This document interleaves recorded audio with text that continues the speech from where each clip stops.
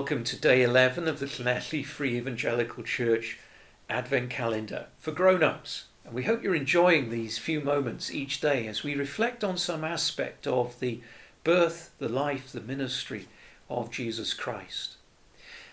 We've been seeing that his birth in Bethlehem was not something that just suddenly happened, but it was planned for centuries.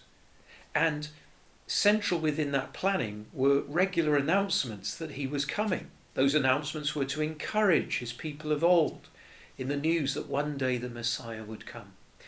And amongst those announcing his coming, the prophet Isaiah is probably the best known. And in chapter 9, we've been seeing that he has these series of statements which will be attributed to Jesus when he comes. Wonderful Counselor, the one with supernatural wisdom. Mighty God, absolute authority.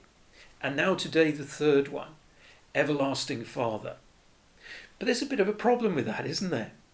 You say, how can Jesus, who is the Son of God, also be the Everlasting Father? And the answer is that Isaiah is writing out of an Old Testament context.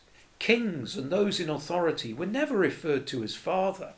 Father was used for a term to deal with those who care, those who nurture, those who protect, those who support. And by attributing these words to Jesus, we're pointed to this wonderful reality about his life. He is the perfect, everlasting Father, carer of his people. Now, I have the privilege of being a father, and hopefully as a good father, I'm not only there for the good days and to encourage, but I'm also there for the bad days and the tough times. A good father does that. He loves his children. He wants the best for them. He looks out for them. He cares. He nurtures. He does everything he can to see that their lives are safe and that they're there particularly for them, their children, in the tough times. And I think this term Everlasting Father is so lovely when thought about in terms of the ministry of Jesus. His ministry in Galilee is full of occasions where broken, needy, damaged people came to him, often furtively, often very, very cautious, not at all sure how he would react to them. But his response is a response of compassion and love and mercy.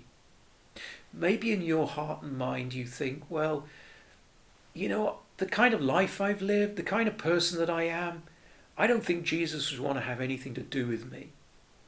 Or maybe you find yourself thinking, well, the problems and the stuff that's going on in my life right now is so, I just don't think anyone can really help me. No one understands. I want to suggest to you today that there is one who understands, one who cares, one who really does love, and one who has actually promised never to turn you away. And that, of course, is Jesus.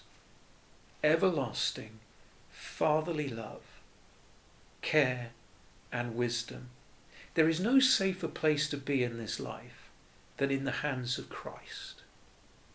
And whatever's going on at this Christmas time, I encourage you to seek Christ and to know that Advent, that coming to your own heart by trusting him because of his work for you and for me on the cross and by his resurrection from the dead.